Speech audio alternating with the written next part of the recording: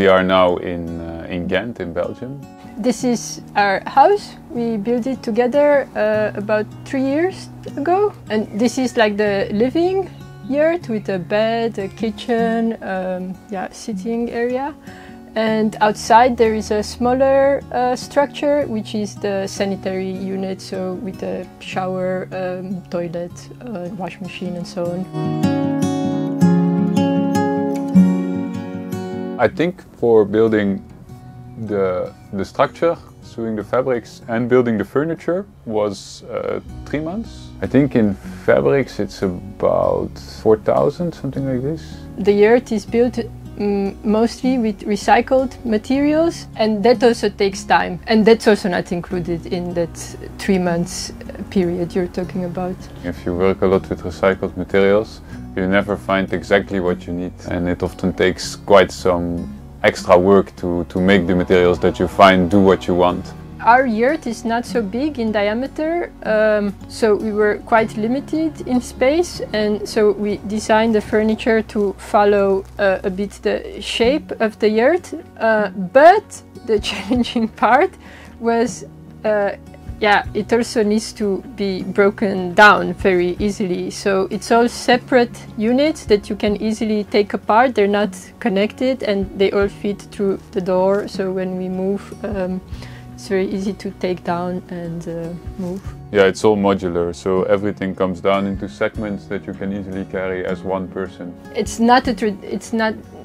necessarily a traditional yurt. We made a few adjustments to our own needs and also to this climate in Belgium. We compromised a bit on the lightweight because the traditional yurts are more lightweight than this one, but they are darker.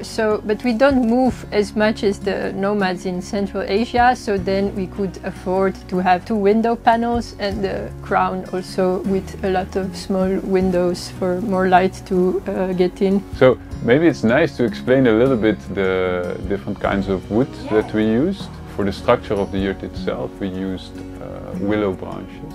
And then for the interior, we used more recycled wood from waste from construction sites and from different companies.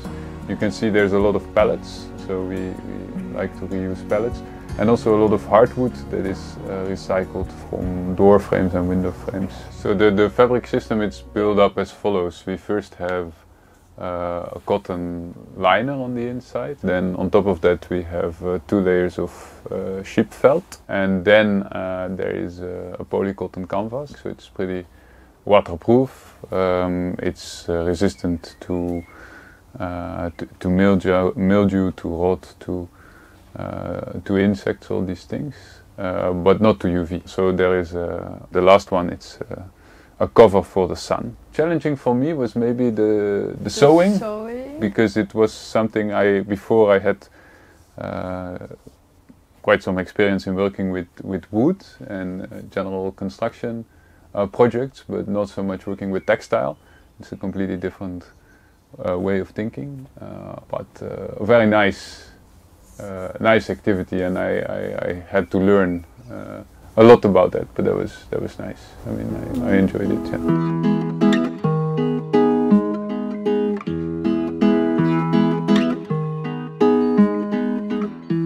Well, I think because of work, especially your work, we are for the time being tied to the city. But by living in a yurt, we kind of have partly the benefits of the countryside. So we partly live outside, we have a little garden, and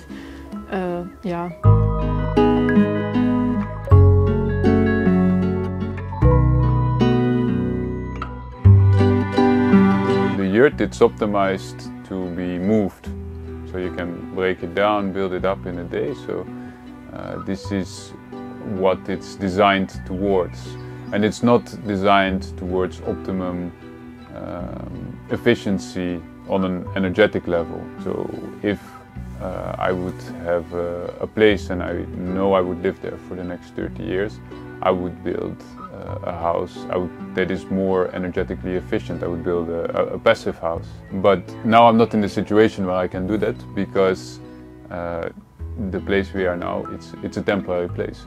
But I also like it mean, these structures, they are meant to be mobile. That's a big advantage of them. So they can be used to set up a temporary habitat léger in the formerly industrial places of the city as they await development. Yeah.